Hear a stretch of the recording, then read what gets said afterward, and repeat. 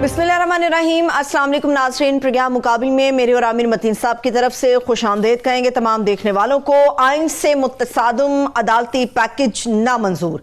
26 अक्टूबर के बाद सिर्फ जस्टिस मंसूर अली शाह को ही चीफ जस्टिस मानेंगे, नामवर वकला ने तहरीरी बयान दे दिया। इसके ऊपर हम बात करेंगे और इसके साथ साथ इसमें भी बात होगी कि अदालतें अगर सियासी हैं तो हुकूमती मुकर्रर करदा नई अदालत कैसे गैर सियासी बनाएगी। ये निहायत अहम सवालात उठ गए हैं। देखना यह भी बाकी है कि मौलाना फजलुर रहमान साहब के इनकार के बाद अब ये मामला टल गया है या फिल वक्त हम कह सकते हैं कि मौखर है। इसके ऊपर बात करेंगे।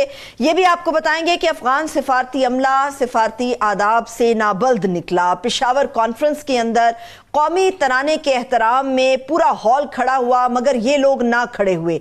वजारत खारजा की तरफ से शदीद एहतजाज किया गया है। इसके ऊपर भी बात होगी। और इसके अलावा पाकिस्तानी सियासत से हटके मकबूजा जम्मू कश्मीर में 10 साल गवर्नर राज के बाद असेंबली इंतखाबात होने जा रहे हैं। किन हिस्सों में और कितनी सीटों पर यह इंतखाब होगा, यह भी आपके सामने हम डिटेल रखेंगे। आमिर साहब, आइन से मुतसादम अदालती पैकेज का मामला टला या नहीं टला, इससे मुतालिक बात होगी। मगर सबसे पहले आपको तमाम देखने वालों को ईद मिलाद मुस्तफ़ा सल्लल्लाहु अलैहि वसल्लम बेहद मुबारक हो। जी बिल्कुल, आपको सबको नाजरीन को जो है ईद मुबारक। ईद मुबारक के इस मौके पे क्या कहें कि जिस तरह की खुशियाँ मनाई जानी चाहिए थीं, ये कुछ मुल्क के हालात इस तरह के हैं कि उस तरह का माहौल नहीं है। और जो आप अपने इब्तदाई में आपने कहा ख़तरा टला कि नहीं टला, बिल्कुल भी नहीं टला। और ना सिर्फ कि टला नहीं, किसी को एहसास भी नहीं हुआ कि ये इतना बड़ा एक ख़तरा आया था। ये पाकिस्तान की 77 साल तारीख़ में इस तरह के बड़े एक दो मौके आए हैं। मौके कब आए हैं? 73 से पहले तो आइन ही नहीं था। और पाकिस्तान टूटने की बुनियादी वजह ये रही कि इकाइयों के दरमियान में कोई सोशल कॉन्ट्रैक्ट नहीं हो सका, तो आइन ना बन सका, उसकी वजह से टूट गया।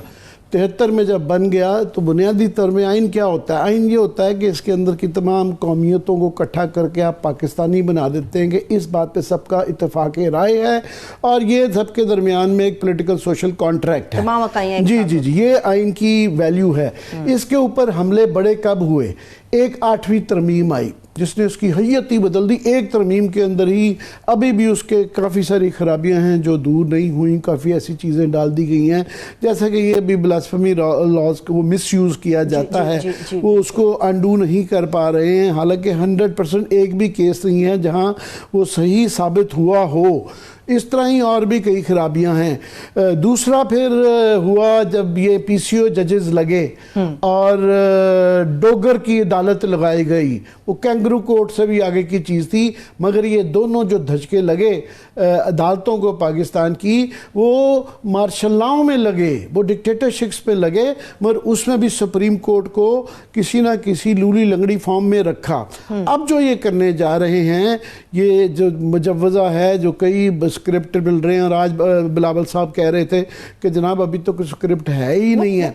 वो स्क्रिप्ट तो वो उसके ऊपर सारे वज़रा जवाब भी दे रहे हैं। मैं देख रहा था कामरान मुर्तज़ा साहब भी जवाब दे रहे हैं। तो सारी रात वो जो बिठाए रखे इतवार की रात तक जो है, तो वो जो पास कर दिया जाना था तो कुछ स्क्रिप्ट था तो पास करना था, अगर नहीं था तो किस बात के लिए बिठाए हुए थे? उस वक्त तो यही इतलाई थी कि इंतज़ाम हो गया है, नेशनल असेंबली में भी नंबर पूरे हो चुके हैं और सेनेट के अंदर भी, सेनेट में भी सदर साहब भी तैयार हैं, बाहर से भी लोग बुला लिए गए हैं। तो हम इसलिए कि उसके ऊपर भी बात कर रहे हैं कि ये चीज़ें सारी मौजूद है। ख़तरा वो बिल्कुल इसलिए नहीं टला कि राना सनाउल्लाह साहब भी फरमा रहे हैं कि 1 अक्टूबर को तक ये मामला तय हो जाएगा, और बिलावल भुट्टो साहब भी कह रहे हैं कि हम इत्तेफाक राय करने की कोशिश कर रहे हैं और मौलाना को मना लेंगे। मौलाना की पार्टी को भी मैं कामरान मुर्तज़ा साहब को सुन रहा था, उन्होंने हाँ नहीं की। उन्होंने कहा जी हमने अभी तक ना की है, हमने सिर्फ टाइम मांगा है कि इसकी काफ़ी सारी चीज़ों पे हमें एतराज़ है। मुझे ये नहीं समझ आ रही कि ये भी कि कौन सी चीज़ इसमें से एक्सेप्टेबल हो सकती है। یہ ساری ہی جو مجوزہ تجاویز جو منظر عام پہ آئی ہیں وہ تمام کی تمام، وہ میں نے جس طرح کہا کہ وہ 8ویں ترمیم اور وہ پی سی او ججز وہ مارشل لاؤں سے بری ہیں کہ وہ جو یہ کہا جا رہا ہے کہ سپریم کورٹ کو ڈسٹرکٹ کورٹ سے بھی نیچے کر دیا جائے گا، ایک وہ ریڈنڈنٹ ادارہ بنا دیا جائے گا کہ اس سے بہتر ہے کہ وہ بیچارے گوشت کی دکان یا سبزی کی دکان لگا لیں، وہ سپریم کورٹ کے جج ہیں یار، ان کی اتنی ان کی شان نہیں کسی قسم کی رہے گی کہ اس کی پاکستان کی عدالت عظمیٰ ہم بات کرتے ہوئے ڈرتے ہیں، ان کو جب بے اختیار کر دیا جائے گا، او ایس ٹی کر دے گا، اس سے بہتر ہے ریزائن کر کے وہ گھر چلے جائیں بجائے اس کے کہ لولی لنگڑی عدالت بنا دی جائے، اور یہی ایک طریقہ کار ہے، مگر یہ نظر نہیں آ رہا۔ میں تو حیران یہ ہوں کہ پاکستان کی تمام یہ کتنے جو اس کے خالق ہیں ان کو سمجھ نہیں آ رہی کہ یہ کیا کرنے جا رہے ہیں۔ ہاں اچھی خبر یہ ہے جو آپ نے ابتدائی میں بتائی کہ یہ 104 معتبر وکیل حضرات ہیں، انہوں نے سخت قسم کا یہ لیٹر لکھا ہے کہ ہمیں بالکل یہ قبول نہیں ہوگا اور ہم جو ہے پیش بھی نہیں ہوں گے اگر اس طرح کی کوئی وفاقی آئینی عدالت لگائی گئی، اور ہم 26 اکتوبر کے بعد جسٹس منصور علی شاہ کو ہی اپنا وہ مانیں گے، اور یہ بالکل یہ حملہ ہے، اس کو مانتے ہیں اگر ایسا کیا گیا کہ یہ آزادی عدالت کے اوپر، آئین کے اوپر، اس کو ہم حملہ مانتے ہیں۔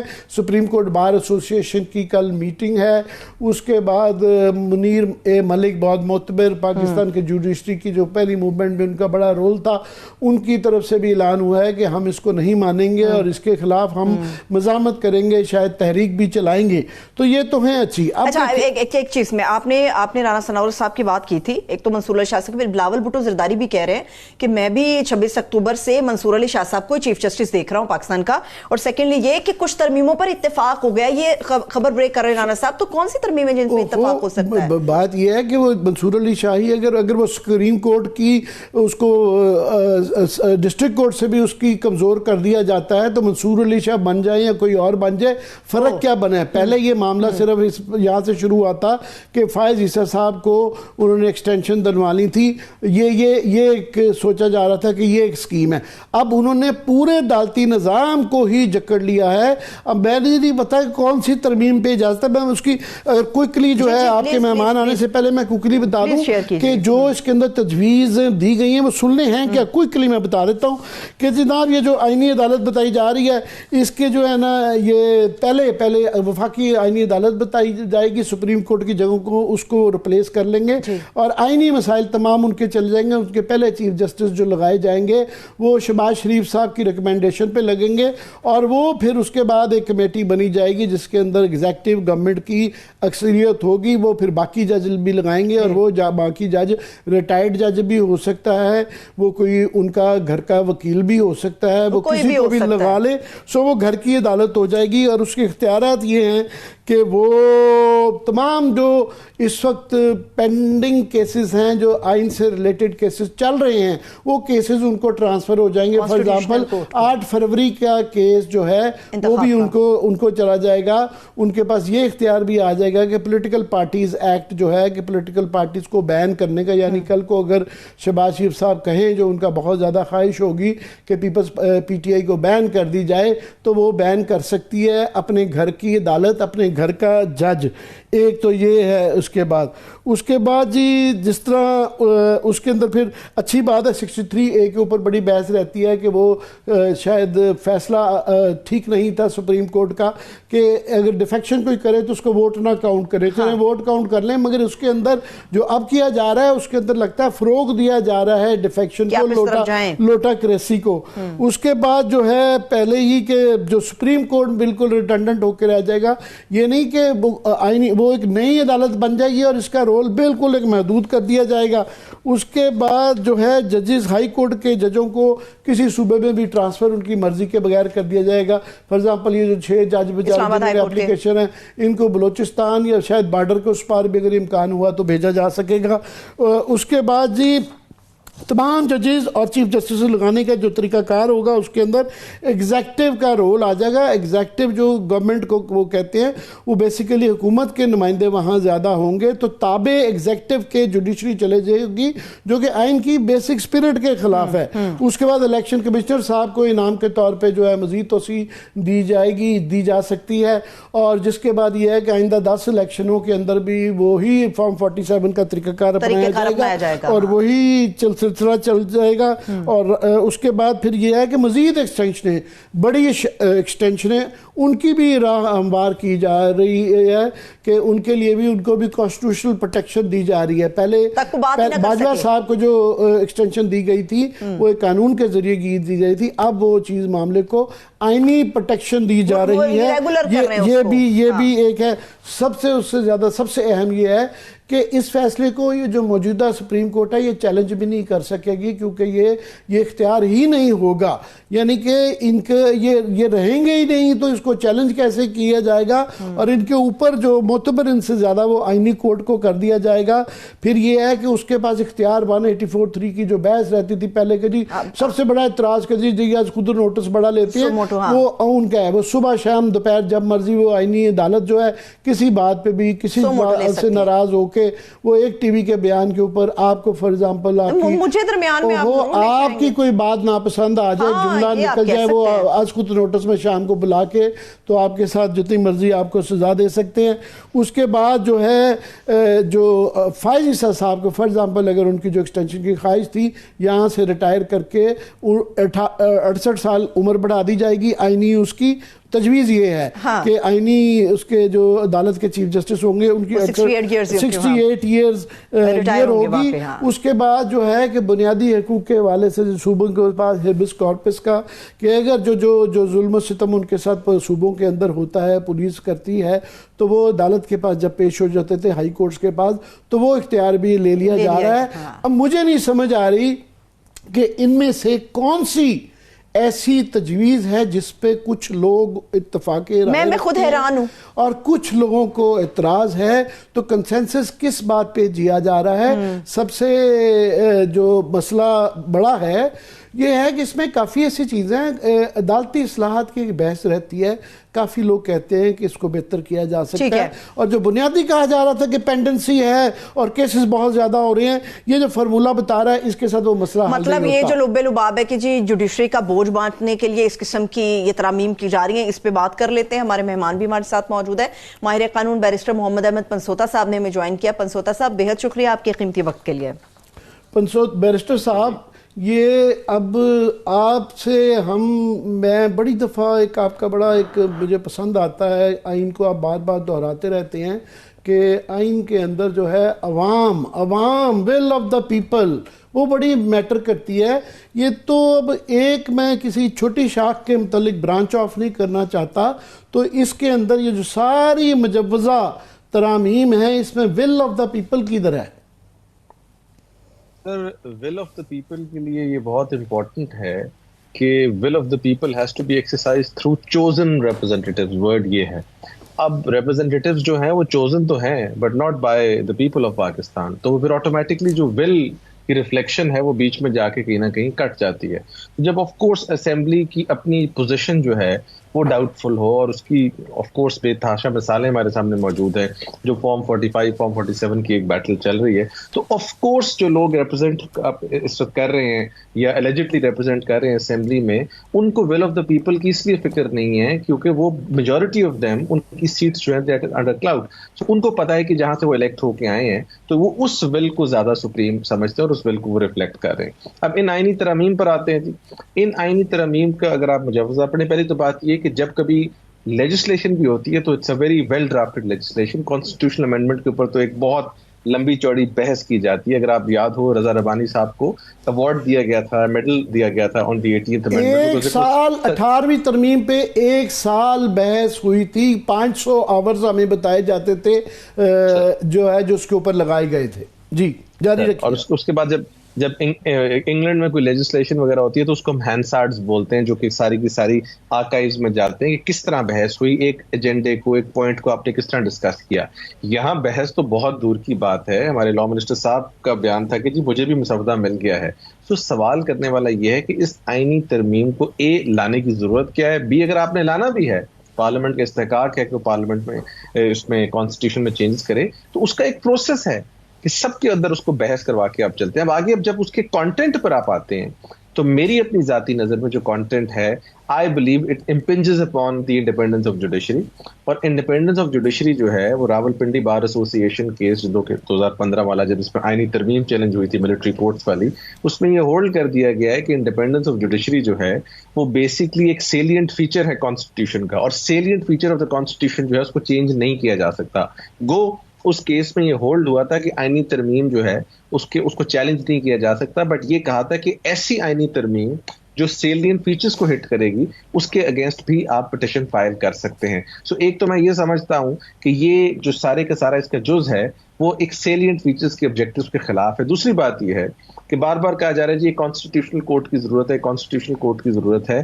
میں یہ کہتا ہوں کہ جب آپ کی سپریم کورٹ کے اندر ہی ایک شریعت اپیلیٹ بینچ بھی موجود ہے, آپ کی سپریم کورٹ کے اندر, جس طرح ہمارے لاہور ہائی کورٹ میں کوآپریٹیوز کا جج ہوتا ہے, اسی طرح اگر آپ نے ایک کانسٹیٹیوشنل بینچ نامینیٹ کرنا بھی ہے تو آپ سپریم کورٹ کا ایک 3 ممبر بینچ جو کہ سینئر موسٹ کے 3 ججز ہیں ان پر مشتمل بنا کے کہیں کہ یہ صرف کانسٹیٹیوشنل کیسز سنیں گے, اور وہ سنتے رہیں ساتھ ساتھ, یا ڈے مختص کر لیں کہ ہم نے فرائیڈے سیٹرڈے سننے ہیں. ایک اسپیشل کانسٹیٹیوشنل کورٹ بنا کے پھر اس کانسٹیٹیوشنل کورٹ کی جو نامینیشن ہے by the prime minister of Pakistan, by the executive, وہ کیسے انڈیپینڈنس آف جوڈیشری کو امپینج نہیں کرے گی, 100% کرے گی. یہ جو جوڈیشری کا ایک ہوتا ہے ایک بیسکلی پری ریکوزٹ, وہ یہ ہوتا ہے کہ وہ کسی طرح کی انٹرفیئرنس اس میں نہیں ہوتی. ان کا ایون جو آپ کا اکاؤنٹیبلٹی کا عمل ہے وہ بھی with in supreme judicial council ہوتا ہے. تو جب آپ میں معاف کیجیے گا آپ کی بات روک رہا ہوں کہ بار بار یہ دہرایا جاتا ہے کہ دیکھیں جی یہ باقی ملکوں میں بھی ہوتا ہے, امریکہ کی بھی مثال بھی دی جاتی ہے. تو مجھے کافی سال وہاں پہ رہنے کا موقع ملا ہے, تو وہاں سپریم کورٹ ہی کانسٹیٹیوشنل کورٹ ہوتی ہے, ساتھ میں انہوں نے اگر آپ کو ضرورت ہے تو جس طرح U S court of appeals ہے, انہوں نے کورٹ آف اپیلز علیحدہ کر دیا ہے, مگر اس کے کو 150-200 جج ہیں, اور وہ اگر ایسا کچھ کرنی ہوگی اصلاح, اس کے لیے بڑی ریسورسز چاہیے, ٹائم چاہیے, 250 جج چاہیے. تو یہ ایک اور بات ہے. مگر یہاں اس موجودہ سپریم کورٹ کو جو ابھی تجویز کیا جا رہا ہے وہ تو بالکل ڈسٹرکٹ کورٹ سے بھی نیچے کی چیز بنا رہے ہیں. سر بالکل بات یہ دیکھیں, جب بھی کوئی لیجسلیشن ہوتی ہے, آئینی ترمیم ہوتی ہے, اس میں ٹائمنگ از ویری امپورٹنٹ. اور یہ میں نہیں کہتا, یہ قوانین جو اس کے اوپر یا ججمنٹس ہیں اس پوائنٹ پر وہ یہ کہتی ہیں کہ پرسن اسپیسیفک, سچویشن اسپیسیفک جو بھی قانون بنے گا یا ترمیم ہوگی وہ اسٹرائک ڈاؤن ہو جائے گی. نیشنل ریکنسیلیشن آرڈیننس NRO کی ایگزامپل آپ کے سامنے ہے, اینڈ سیورل ادر لیجسلیشن جو کہ پوائنٹ کسی کو ہیلپ کرنے کے لیے کی جاتی ہیں. یہاں پر میں یہ سمجھنے سے قاصر ہوں کہ اس کی at this point in time اچانک ضرورت کیا ہے. اگر آپ نے یہ والا کام لینا ہے تو کیا آپ نے یہ جو انکمنگ چیف جسٹس ہیں ان سے ڈسکس کر لیا؟ آپ ان کی کورٹ کو ایک پوری کی پوری اس کے اوپر ایک آن ٹاپ آف دیٹ ایک کورٹ بنا رہے ہیں. پھر پاکستان کا ہر ایشو ہائی کورٹ لیول پر ایک کانسٹیٹیوشنل پٹیشن ہوتی ہے. میں اگر آپ کو چھوٹی سی اگزامپل دوں, آپ نے صبح لیٹ سے کوئی ٹیکس میٹر جو ہے اس کی آپ نے ریٹ کرنی ہے تو وہ بھی آرٹیکل 199 میں ہوتی ہے, یا اگر آپ نے کسی اور ایشو کو چیلنج کرنا ہے وہ بھی 199 میں ہوتی ہے. تو کیا اس کے تمام فیصلے ایک کانسٹیٹیوشنل کورٹ میں جایا کریں گے اوپر؟ Day to day working effectively آپ ہائی کورٹ کی بند ہو جائے گی. ہماری لاہور ہائی کورٹ تو پریڈومیننٹلی ریٹ پٹیشنز کے اوپر چل رہی ہے, اور وہ ہم اس کے اوپر ایک جوڈیشل فائنڈنگ چاہتے ہیں. سو ایک اس کی اپیل جب جائے گی ایک ایسی کورٹ میں جس کا جج جو ہے وہ میں قابل احترام ہے جو بھی ہوں گے, لیکن وہ ایک پرائم منسٹر نامینیٹ کرے گا, تو اس میں دی ایلیمنٹ آف انڈیپینڈنس کتنی رہ جائے گی؟ یہی تو جوڈیشری سے آپ اس وقت آپ کی ایکسپیکٹیشن ہوتی ہے. سو وہ ایلیمنٹ آف انڈیپینڈنس جو ہے وہ بہت بڑا. باقی امریکہ انگلینڈ ہمیں بہت شوق ہے فالو کرنے کا, تو امریکہ اور انگلینڈ کے بھی ہمیں وہ معاملات جو اس پرٹیکولر ٹائم پر ہمیں سوٹ کر رہے ہوتے ہیں وہ فالو کرتے ہیں. ہم ان کی ڈیموکریسی جو ہے اس سے کیوں نہیں انسپائر ہوتے, یا ان کی جو الیکٹورل پروسیس ہے اس سے ہم کیوں نہیں انسپائر ہوتے, یا ان کا ووٹنگ پروسیس ہے اس سے کیوں نہیں انسپائر ہوتے؟ ہم اگر انسپائر ہو رہے ہیں تو ہمیں آج اچانک جوڈیشری یاد آ گئی. ایک زمانے میں کم کیے گئے تھے ممبرز, اب آپ زیادہ کر رہے ہیں. تو دونوں طرح جو ہے میں آپ کو بات بتا رہا ہوں, اس کا مقصد جو ہے it is definitely not pendency, اس کا مقصد is definitely not to empower judiciary. اس کا مقصد بنیادی طور پر یہ ہے کہ آپ کسی طرح جوڈیشری کو کنٹرول کیا جائے. اور مجھے افسوس یہ ہے کہ پاکستان کی بڑی سیزنڈ جماعتیں PMLN بھی اور ساتھ ساتھ پاکستان پیپلز پارٹی بھی تو ज्यादा अफसोस है कि आप इसको चार्टर और पीपल्स पार्टी का हमें भी बड़ा ज़्यादा अफसोस है, क्योंकि ये पीपल्स पार्टी जो है जुल्फ़िकार अली भुट्टो इसके खालिक हैं और ये उनके नवासे के से हम इस तरह की गुफ्तगू नहीं सुन रहे। और ये चार्टर और डेमोक्रेसी, मैं ज़रूर ये कहना चाहूँगा नाज़रीन के लिए, आपको तो ये सब पता ही है, उसके अंदर जो ये हल्का सा जिक्र था कि कॉन्स्टिट्यूशनल कोर्ट चाहिए, उसकी कोई डिटेल्स नहीं दी गई। और कॉन्स्टिट्यूशनल कोर्ट हो भी सकता है इस तरह की, अगर कभी इस तरह आप करने चाहें बगैर पॉलिटिकल एजेंडे के साथ नहीं, इस तरह नहीं कि आप सुप्रीम कोर्ट को ही उड़ा दें और किसी की एक्सटेंशन के लिए या अपनी किसी पार्टी को बैन करवाने के लिए लाएं। उसके लिए वो माहौल चाहिए, वो बहस चाहिए, वो दानिशवरी चाहिए, वो बहसो मुबासा चाहिए।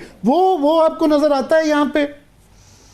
सर मैं आपको एक छोटी सी एग्जांपल देता हूँ। उस बहस वैसा हर चीज को एक तरफ रख देते हैं, हालांकि वो सब जरूरी चीजें। आप मुझे एक बात बताएं, आपने स्टार्ट में मेरे से एक सवाल पूछा कि अवाम की विल रिफ्लेक्ट होती है नुमाइंदगान से। नुमाइंदगान को थ्रू इलेक्शन पिटीशन आपने चैलेंज किया हुआ है, उस इलेक्शन पिटीशन के खिलाफ सुप्रीम कोर्ट में स्टे है।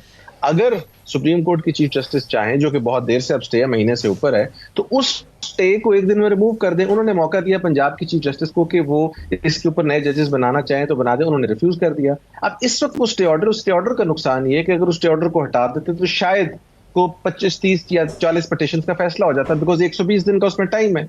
वो फैसले हो जाते तो हमें ये पता लग जाता है कि यहाँ पर जो नुमाइंदगान बैठे हैं, जो कि बहुत इंस्ट्रूमेंटल हैं इस वक्त इस आईनी तरमीम को लाने के लिए, क्या उनकी लीगल हैसियत है? Do they have the locus to sit in that national assembly?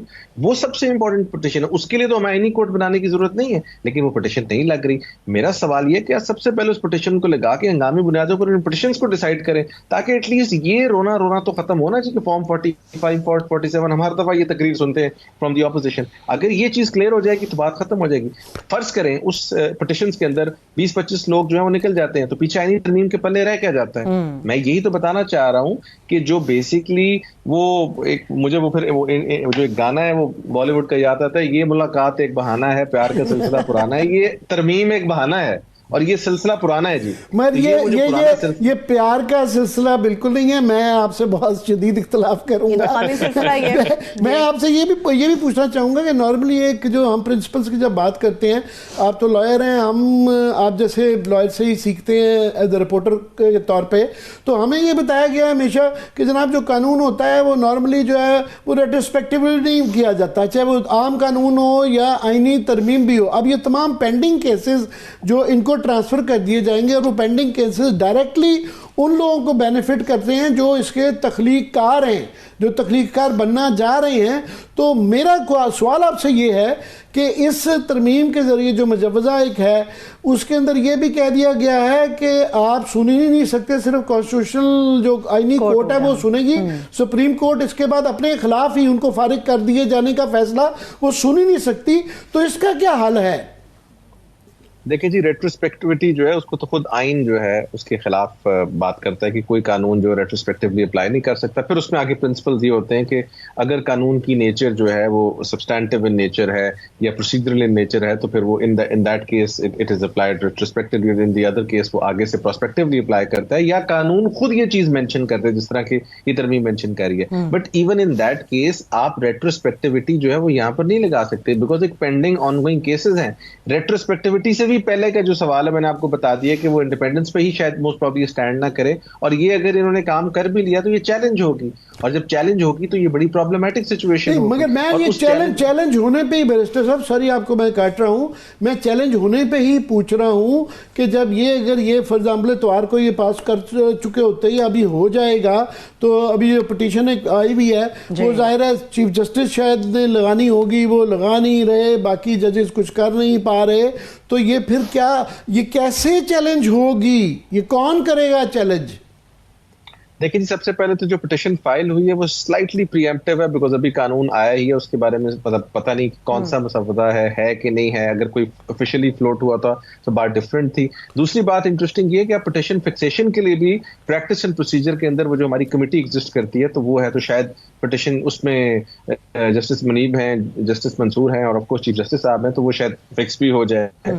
लेकिन जब ये ऑफिशियली आ जाती है तरमीम और अगर फर्ज करें पास हो जाती है تو پھر ان دیٹ ایونٹ اس کو پاکستان کا کوئی بھی شہری چیلنج کر سکتا ہے, اور اس کے ساتھ ساتھ بہت ایوری چانس کہ کوئی پولیٹیکل پارٹی اس کو چیلنج کر دے. نہیں تو چیلنج میرا سوال یہ ہے, چیلنج تو وہ پھر اس وقت تو سپریم کورٹ تو یہ رہ ہی نہیں گئی ہوگی, اس کی حیت ہی یہ والی نہیں ہوگی, تو وہ تو اس ترمیم کے بعد وہ تو اس آئینی عدالت کے پاس جائے گی, وہ اس کے پاس تو جائے گی نہیں. دوسرا میرا سوال یہ ہے, بلکہ میں آبزرویشن جو میں سمجھتا ہوں کہ یہ ایشو آیا تھا آگے جسٹس بندیال صاحب کے زمانے میں کہ جناب ابھی آپ نے پہلے ہی یہ روک دیا, ابھی یہ جو ہے بل پاس ہی نہیں تھا ہوا اور آپ نے پہلے ہی اس کو روک دیا.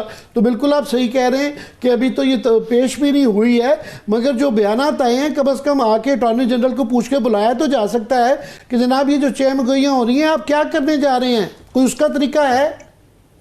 سر میں اس کو تھوڑا سا کلیریفائی کر دوں. میں سمجھتا ہوں ایٹ دس اسٹیج جب جس دن مسودہ آ جاتا ہے یا آئین میں پریزنٹ ہو جاتی ہے, at that point in time petition file ہو جائے گی, اور جس طرح آپ نے ایگزامپل پریکٹس اینڈ پروسیجر کی دی ہے سیم اسی سچویشن والی ہوگی کہ جناب یہ ابھی تو نافذ العمل نہیں ہوگا, تو نافذ العمل ہونے کے فوراً بعد تو پھر آپ والی بات ہے کہ کورٹ ہی نہیں کانسٹیٹیوٹ ہو جائے گی, تو یہ وہاں چیلنج ہوگی.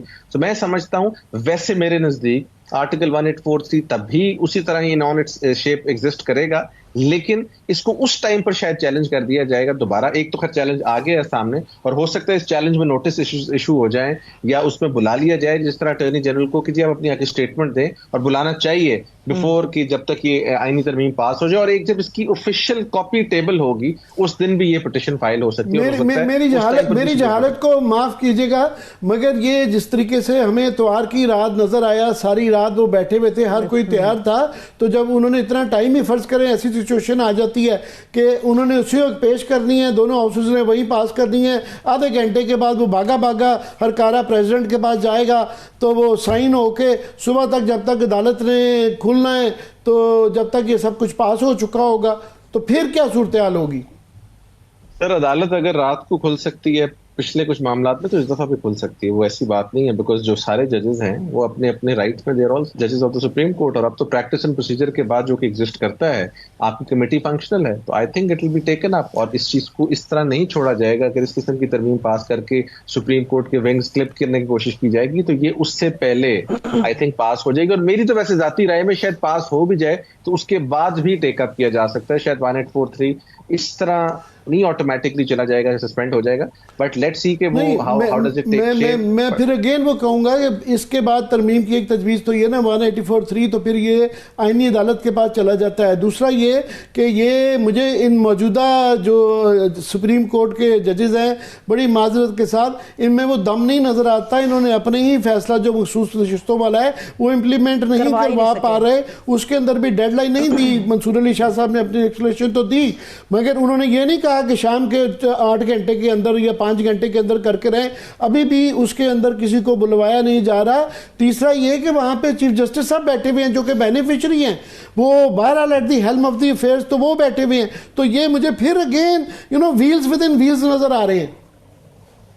سر میں سمجھتا ہوں کہ جو ابھی ایک سپریم کورٹ کی میجورٹی بینچ آف مخصوص نشستوں والا جو بینچ ہے اس کے پاس جو سب سے بڑا ٹرمپ کارڈ ہے وہ ہے the detailed decision of work that has to come out, اور وہ بھی شاید ایکسپیکٹڈ اب آئی تھنک آ جانا چاہیے, بڑا ٹائم اس میں گزر چکا ہے. اگر وہ آ گیا تو اس میں بہت ساری کلیئرٹی آئے گی, اور آپ دیکھیں کہ جب آئینی ترمیم کو ٹیبل کیا گیا ہے around that time he supreme court کی کلیریفیکیشن بھی آئی ہے, وچ مینس کہ سپریم کورٹ کا جو ایک سائزبل نمبر ہے وہ اس چیز کو بلیو کرتا ہے کہ یہ ایسی چیز نہیں ہے جس کو جانے دیا جائے گا, یا جس کے تھرو ایسا کام کرنے کی کوشش کی جائے گی کہ یہ کام ہی اول درجے سے اس کو روکا جائے گا, وہ جسے کہتے ہیں وائڈ ایب انیشو ہماری زبان میں. سو میں سمجھتا ہوں کہ سپریم کورٹ اس وقت majority of the supreme court جو ہے that will stand with the constitution of Pakistan in its true form and tenor, اور اس میں اتنا آسان نہیں ہوگا اس چیز کو سیل تھرو کرانا. بٹ یس آف کورس آپ دیکھ رہے ہیں کہ ایک بروٹ فورس ہے ایک طرف اور ایک طرف سپریم کورٹ ہے, بٹ اسٹل انشاءاللہ this battle will be won by the rule of law and the constitution of Pakistan. بالکل یہ سپریم کورٹ کے حوالے سے تو مان لیتے ہیں. میں ذرا چاہوں گا کہ یہ وکلاء کے حوالے سے بھی جو ہے کچھ تھوڑی سی متضاد خبریں آتی ہیں. اعظم طارق صاحب یہ ان کا تو کلیم یہ ہے کہ میں کسی بار کے پاس بھی جاؤں گا تو یہ پاکستان بار کے کچھ ممبران ان کے گھر کے آپ کو پتہ ہے وہ لوگ بھی ہیں, تو وہ بڑی آرام سے ہم ان کو منوا لیں گے. مگر دوسری طرف ہمیں سپریم کورٹ بار والوں نے بھی کل بلایا ہوا ہے. پھر میں نے ذکر کیا آگے یہ 4 وکلاء نے, بڑے ہونہار وکلاء ہیں اس کے اندر, جو انہوں نے ایک بڑا خط لکھا ہے. تو یہ بھی سنتے ہیں تو آپ کو نظر آتا ہے کہ بار جو ہے وکلاء حضرات جس طرح جوڈیشری موومنٹ کی کوئی اس طرح کی کوئی چیز اس کے خلاف پرو ایکٹیو رول ادا کریں گے؟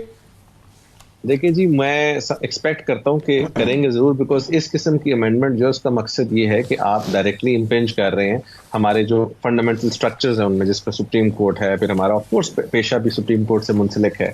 تو اس پوائنٹ آف ویو سے ڈیفینیٹلی لائرز اس کے خلاف ریزسٹ کریں گے. ایک موومنٹ تو کسی حد تک اناؤنس کی بھی ہے. آف کورس اس موومنٹ کا ابھی وہ کرسپ نہیں ہے جو لائرز موومنٹ کا پہلے تھا جب افتخار چودھری صاحب کے ٹائم پہ ہوئی تھی, بٹ یہ بھی ایونچولی بن جائے گی, بیکاز اس امینڈمنٹ کو ایکسیپٹ کرنے کا مقصد ہے کہ پریٹی مچ سپریم کورٹ تو ایک طرح کی ہے, جس طرح آپ نے خود کہا تھا, ڈسٹرکٹ کورٹ بن جائے گی, اور وکلا کی بھی آٹومیٹکلی پھر پریکٹس جو ہے وہ سفر کرتی ہے. پھر ہم نے انصاف لینے کے لیے کہاں کہاں بھاگا پھرنا ہے, اور اس کا سارے کا سارا اسٹرکچر جو ہے وہ ہماری سمجھ سے باہر ہوگا. So I think lawyers will have to come out, اور لائرز اس کے اوپر بالکل بولیں گے, بلکہ بول رہے بھی ہیں بہت سارے. جس طرح آپ نے ایک پٹیشن کی بات کی 104 لوگوں کی, وہ سارے کے سارے ہر بندہ اپنے اپنے رائٹ میں کافی ایک مناسب اور ایک تگڑا وکیل ہے. تو ایونچولی اس پر لوگ بولیں گے, بٹ میری ویسے بھی یہ گٹ فیلنگ ہے کہ شاید یہ سیل تھرو نہیں کرے گی امینڈمنٹ. اور اس امینڈمنٹ کا شاید ایک میں سوچتا ہوں مقصد یہ بھی ہو سکتا ہے کہ کسی طرح سپریم کورٹ کا تفصیلی فیصلہ نکلوایا جائے. مطلب ایک بڑی وائلڈ تھنکنگ ہے, بٹ میں سمجھتا ہوں کہ اس کا ایک مقصد وہ بھی ہو سکتا ہے کہ کسی طرح سپریم کورٹ کا تفصیلی فیصلہ آئے تاکہ اپنی فائنل اسٹریٹجی بنائی حکومت. نہیں, اب بالکل آپ نے سپریم کورٹ کی تو آپ نے بات کر لی, مگر یہ جو سب سے زیادہ معاملہ شروع جو ہوا تھا وہ تو پہلے تھا کہ صرف چیف جسٹس کی ایکسٹینشن کے حوالے سے تھا. تو وہاں تو یہ پورے ہی جو یہ تجاویز ہے, اس سے تو پورا کا پورا عدالتی نظام جو ہے وہ جکڑا جاتا ہے. دوسرا, یہ اسلام آباد ہائی کورٹ کے جو 6 ججز نے خط لکھا تھا ان سے معاملہ شروع ہوا, تو اس کے بعد تو ایک قسم کا ٹٹ فار ٹیٹ اس کا جواب اس کے اندر آ گیا. جو تجاویز آئی ہیں لگ رہا ہے کہ ان کو سزا دینے کے لیے یہ تجویز ہے کہ جی ان کو دوسرے صوبوں میں ٹرانسفر کر دیا جائے گا. پھر ان کے اختیارات جو ہیں ان کی سلیکشن کے حوالے سے ججز کے اور چیف جسٹس کے صوبوں میں, پھر 199 کا آپ نے ذکر کیا کہ ان کی مزید اختیارات کم کرنے لینا, پھر تو یہ بالکل ایک افراتفری ہے. مگر میں چاہوں گا کہ آپ کے خیال میں جنہوں نے ظاہر ہے اس کو بنایا ہوگا وہ ظاہر ہے پڑھے لکھے لوگ ہوں گے, وکلاء بھی ہوں گے, تو ان کو اس کے اندر جو آپ اور ہم جو ہے چھوٹے چھوٹے بے تحاشا نقص نکال رہے ہیں, تو ان کو یہ سمجھ نہیں آ رہی ہوگی.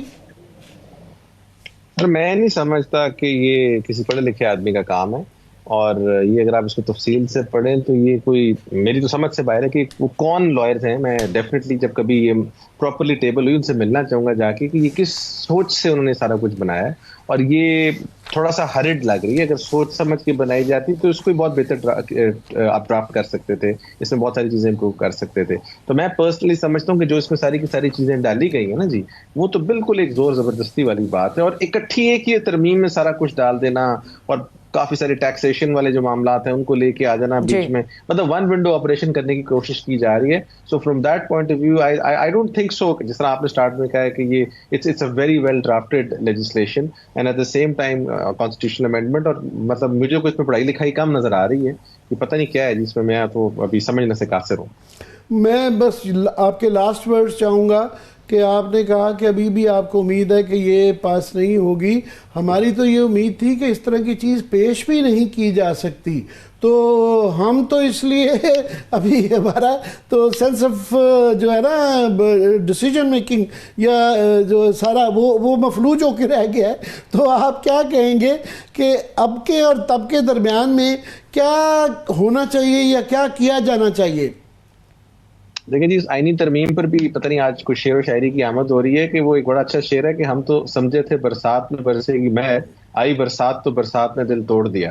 جب آپ دیکھتے ہیں پاکستان مسلم لیگ نون اور پاکستان پیپلز پارٹی کی طرف, اور اس قسم کی ترمیم آپ دیکھتے ہیں کہ ان کی طرف سے ٹیبل ہوئی ہے, تو واقعی انسان کا دل ٹوٹ جاتا ہے. دیکھیں پاکستان تحریک انصاف تو بڑی ایک نوعمر جماعت ہے, لیکن Pakistan Peoples Party being part of any such legislation اور امینڈمنٹ, جن کے جو بانی ہیں انہوں نے پاکستان کی آئین کو تخلیق کیا تھا 73, اور کتنی ڈیفیکلٹی سے وہ سارا آئین بنا تھا.